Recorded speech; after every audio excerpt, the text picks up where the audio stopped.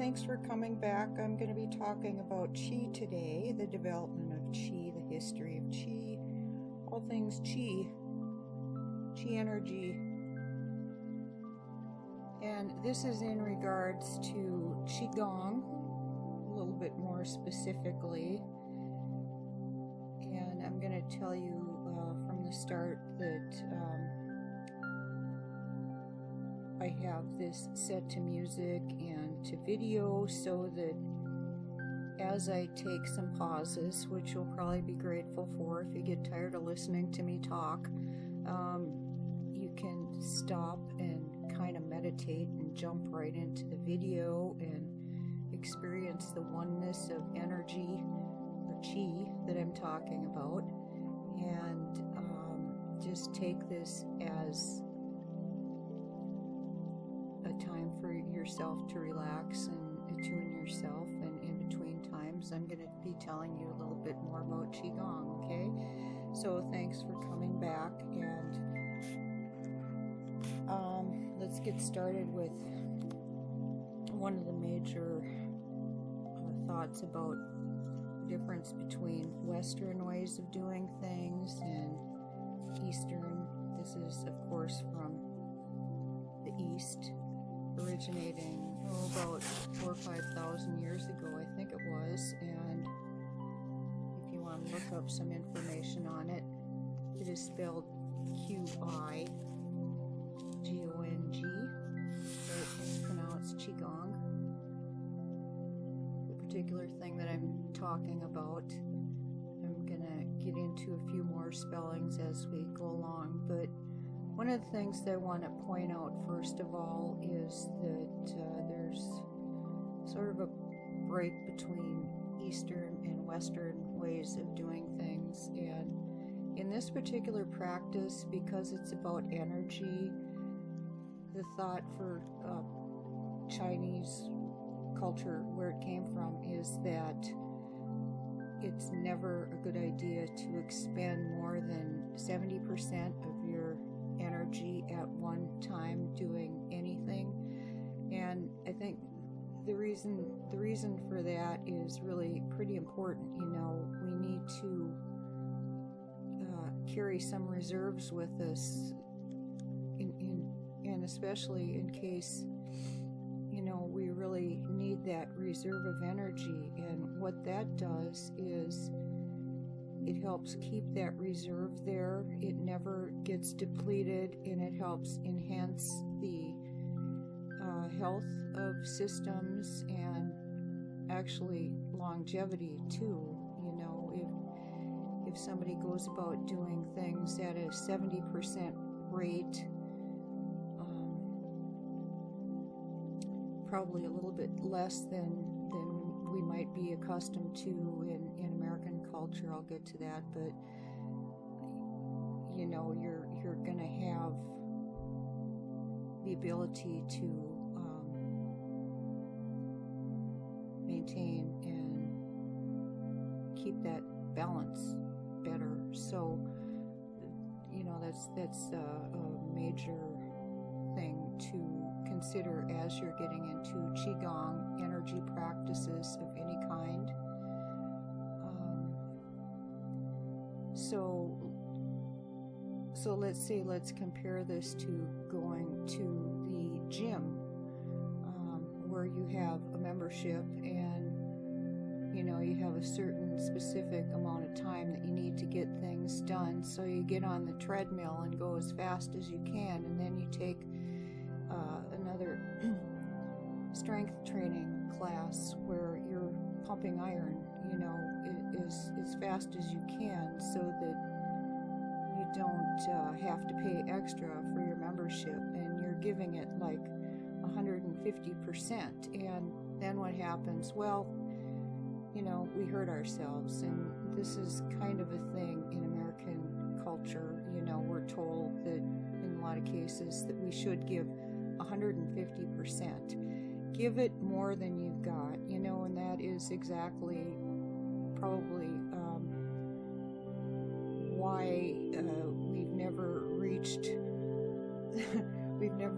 this 150-year-old monk state that has been known in, well, especially ancient China, with the monks. This is a little side note, that a little reading they came across about those who are very practiced with their chi. So having given it just 70% all their life, this is a continuum.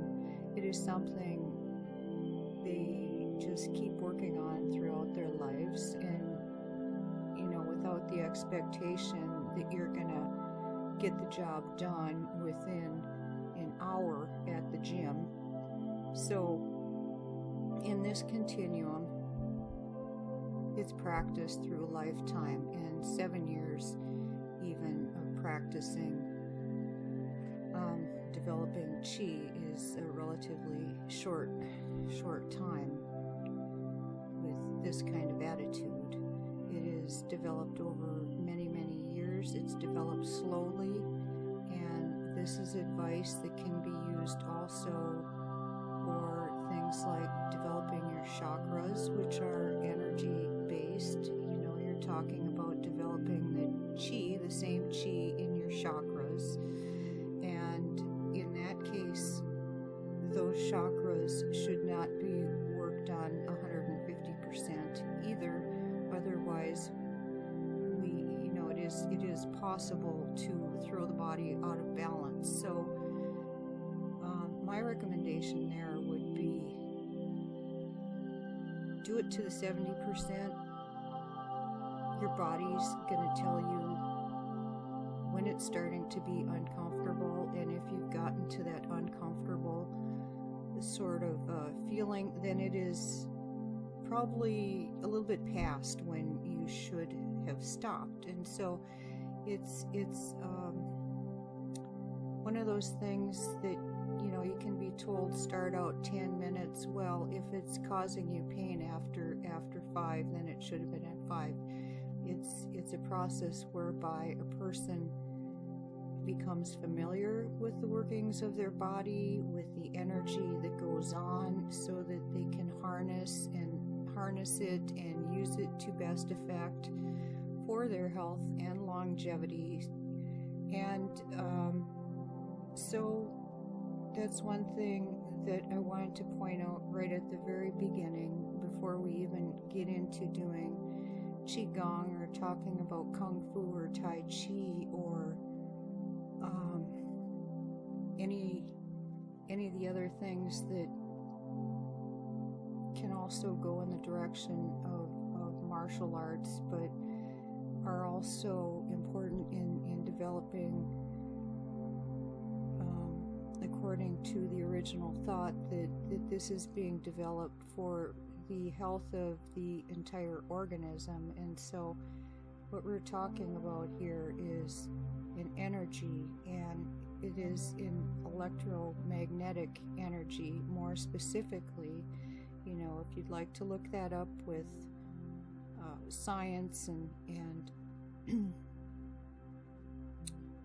how it works according to physics and metaphysics in the universe and in systems, one person to ask would be, and another a person to read would be about Einstein, and his thoughts on energy and how that works. And he actually has made some reference to this specific energy, which is called Qi, and it is spelled Qi. I'll get to some other spellings too, as I said later, but I will get to those. But Qi is basically energy, and you can visualize that energy as a light energy, as you're seeing on the screen. It can be thought of as the waves of, such as in water. That energy is carried on waves which are reflective with the water that we have in our system. So the whole thing is actually very, very scientific, and it dates back, like I said, 4,000 or 5,000 years.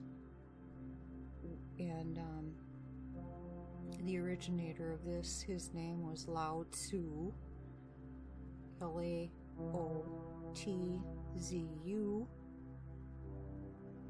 and so this, what you call practice, was started basically in things like monasteries and among the elite.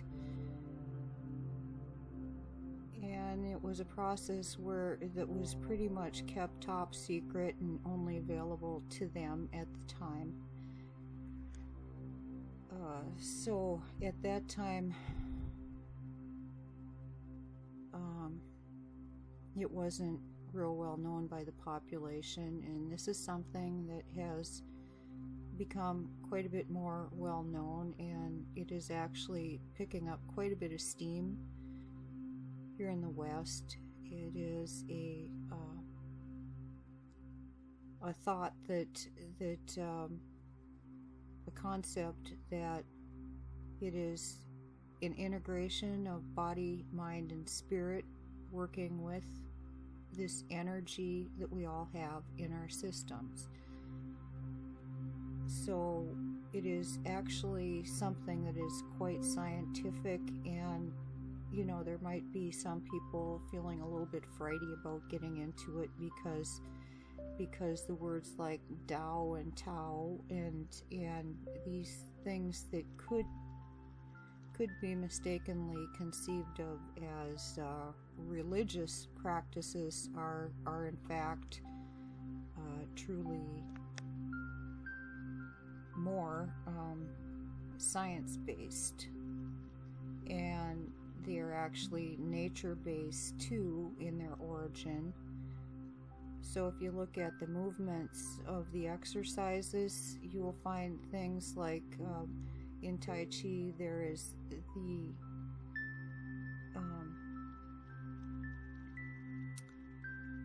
there is one that's very similar to being on a horse and riding a horse. There's another move that is stooping down to pick up a shell, and there's another move that kind of resembles a rooster, and there is the waving, the cloud formations as one of the moves. So this stuff is all based on the universe and what is around, and has to do with taking in the energy from the universe, and in sort of a meditative state as we're doing these exercises, what we're doing is we're taking in this chi energy and harnessing it and using it to start with for health and longevity.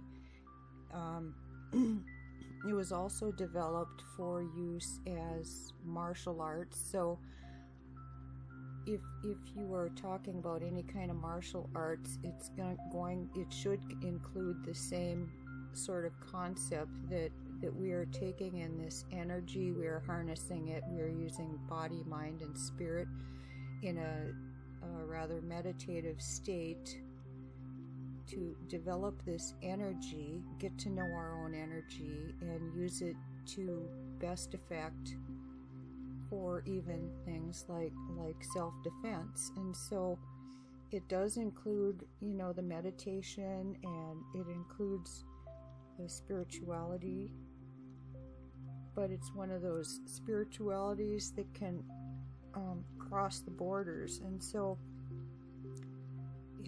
it is actually something that moved into Japan, and it's being used in similar forms in Zen Buddhism, and it's moved into India, has become a big part of things like yoga. So yoga has the same principles too, the use of meditation and proper breathing, and the chakras, kind of the flow of the chakras, and how the energy moves into the body and throughout, and actually moves to the outside of the body with the etheric layers, as you would probably hear in the meridians, as you would hear energy healers talk about. And so what we've got going on in the body is a whole bunch of points where this chi energy is operating. And if you look at it, it's sort of it's electromagnetic, so it forms sort of these poles, and as it happens with meridians and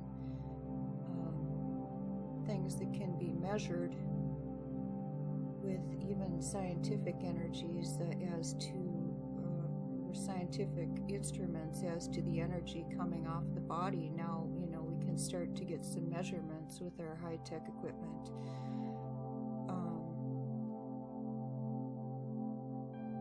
So, for instance, there's an energy point right around your knee. It forms the poles where your kneecap is the center, and around your joints. Those are miniature, points within the body. And so the chakras are energy centers also, that have their specific spin, a clockwise spin to them of energy. And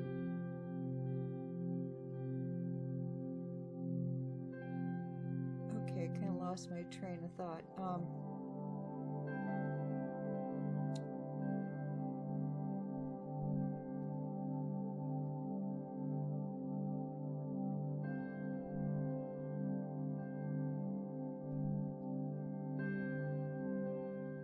So what we're doing with all of these energy systems is trying to bring them in, the chi, the energy, into balance and equilibrium for good health.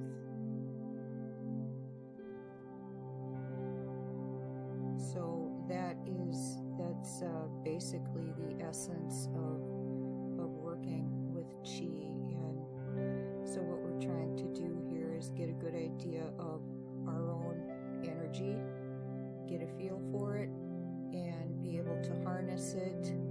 And that is why we have practices like yoga and tai chi and qigong, specific exercises that were designed like 4,000 or 5,000 years ago, in their origin, so that they would be working with.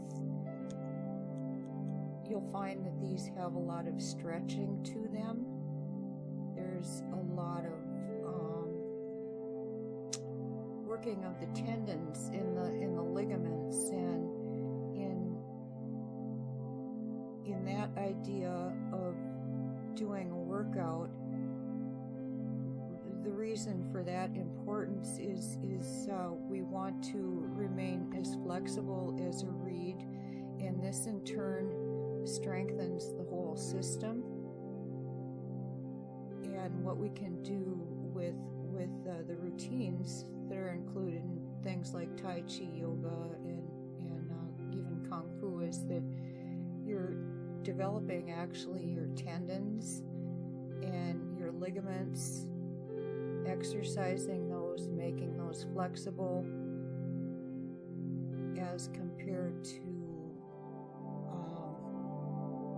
strength training here. You can do all the strength training that you want, and even more, and you might and maybe will likely injure yourself by going 150% and doing too much of it. But do all that strength training, but without including the mind and the spirit and the ligaments and the tendons and nature, it's kind of that type of thinking is excluding all the benefits that can be coming along with really good health. And so this is an integration of systems. Just think of it as, this is like opening up yourself to the universal flow and getting to know that energy and using it to its best advantage. And with that, I'm going to take a little short break here and move on.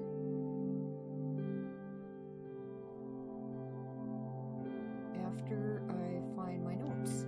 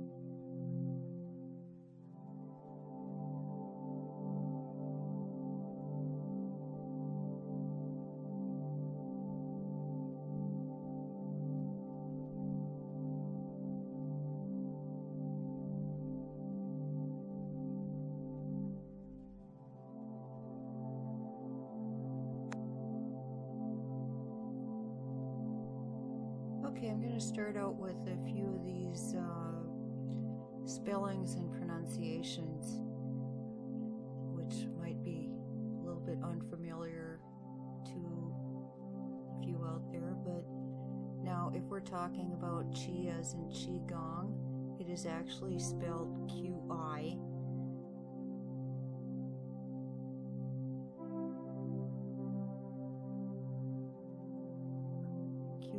Qi-Gong, Qigong.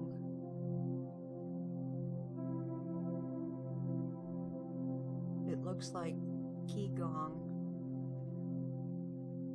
or another one that looks like Kin Na, Qinna, is also spelled Chin, as in that thing on your face, Chinna, pronounced as Chinna. And then there's Jin, also spelled as Jing, pronounced Jin, Jin. And we've all heard of this Kung Fu, Kungfu, pronounced Gong Fu. And there is Taiji Quan, Taijiquan,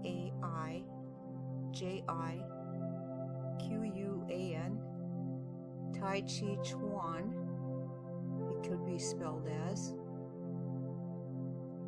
but it is pronounced Taiji Chuan, Xuan. Okay, and then of course we have yoga. Now, maybe you want to get into yoga if this is all a little bit confusing, but anyway, they all originate actually from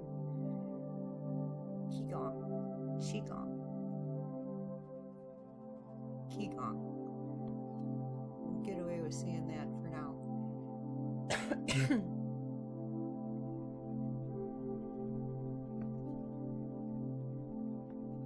So, Qigong, it opened up basically when Nixon started going over to China in the 70s, and that there was a pretty big interest in all things Chinese at that time, and so this was one of the things that really opened up for the public, and I think that it is one of those things that's just going to keep going and going. We see more of a desire from people here in the West to at least have some curiosity about other methods that might be more effective, that have been used by other cultures.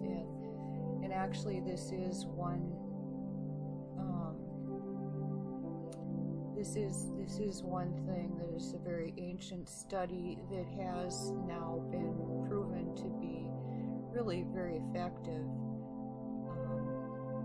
It has to do with a lot to do with meditation, and so that is a very big part of it. A very big part of it is of meditation also is proper breathing, which is a part of developing this chi.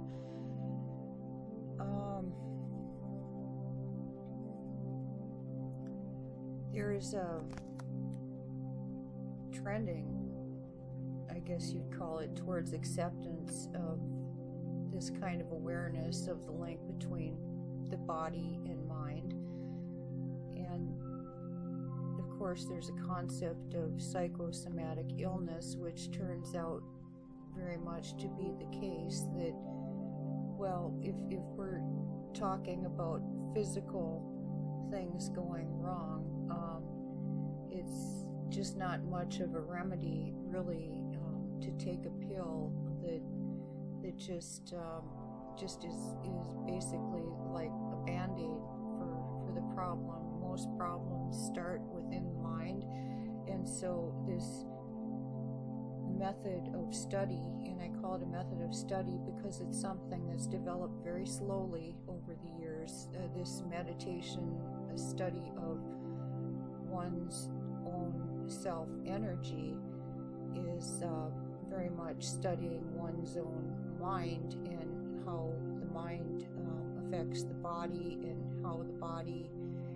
reacts and how it assimilates different things like stress. And so this is what meditation has an awful lot to do with. And so in Qigong, this is an integration of the body, the mind, and the spirit, whereas here in the West there's very much a split between body and mind. You go to the doctor, and the doctor just basically discusses the body and the factor of the mind or anything going along with that, which by the way, as I said, the mind is probably responsible for about 90% of things that go wrong in the body, but we're not really discussing those unless we're getting into the realm of things like going to visit a psychiatrist or psychologist, that sort of thing, or in our own personal religion. So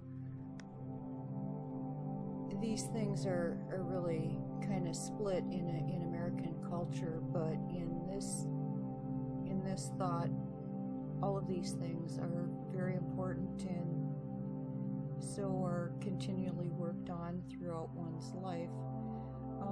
This also gets into actually the Ayurvedic medicine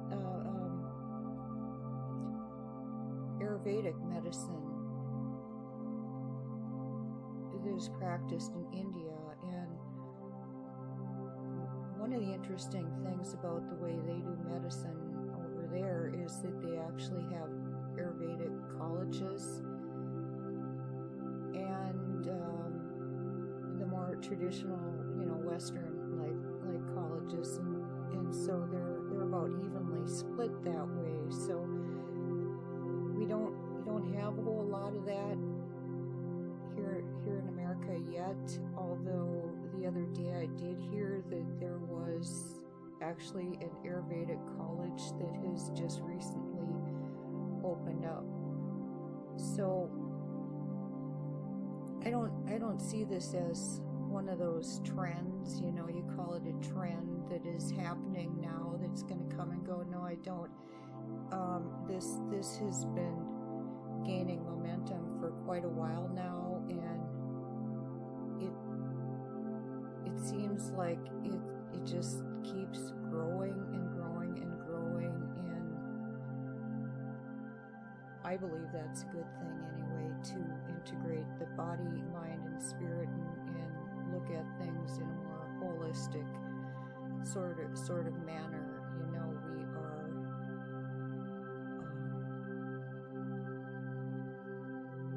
we are complete organisms, and to look at them and study them more scientifically, which is basically, you know, pretty much what we're doing with this. Like I said, if you look at some of Einstein's theories on energy, they are talking about this universal energy, and it's really beginning to gain a lot of validity. There's quite a few products of research of energy healing, you know, for instance, that these things have been measured now. It is one of these things that scientists can do, is measure the energy of things. And so if you'd like to delve a little bit deeper into that scientifically, I'm sure you'll find that it's a very valid, actually, form of maintaining health.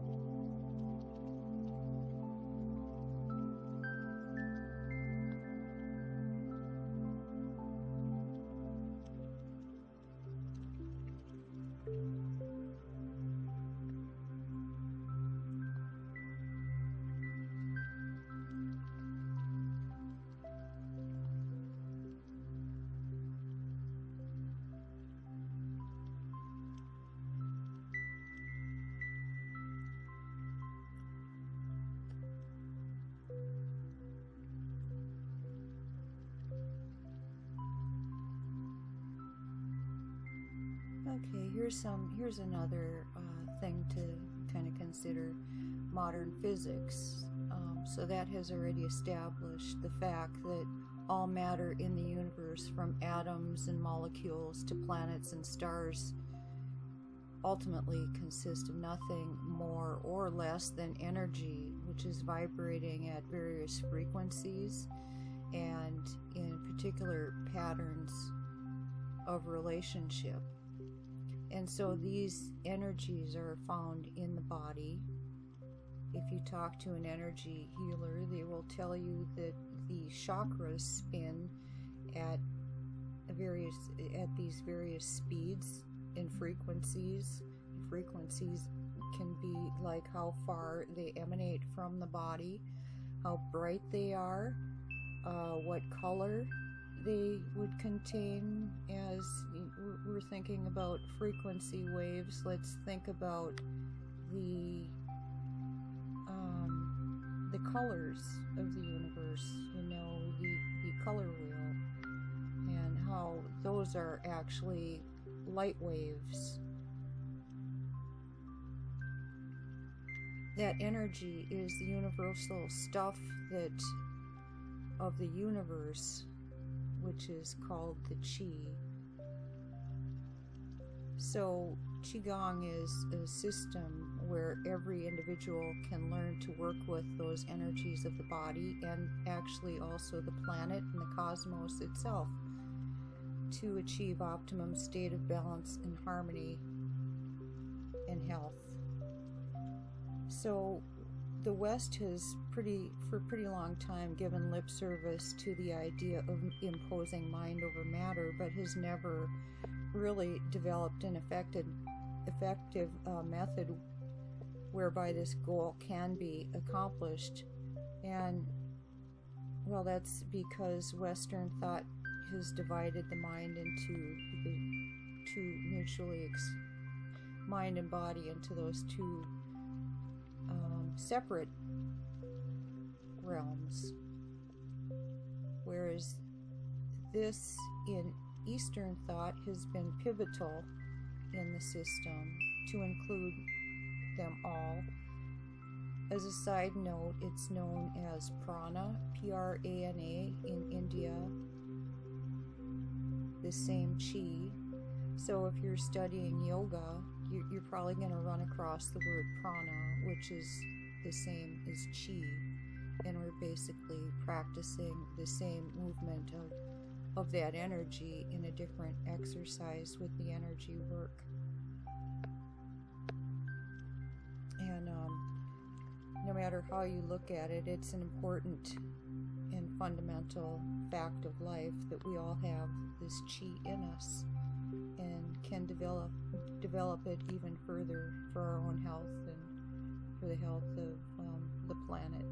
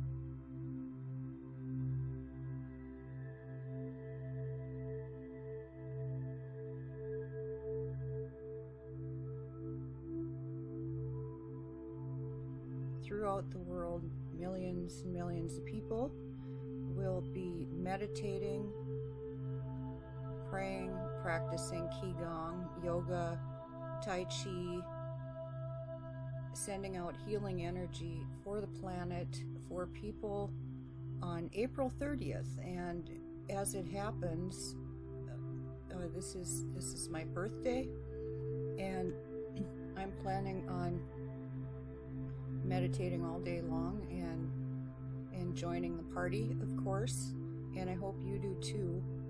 So I hope that you look it up and join us all on World Healing Day,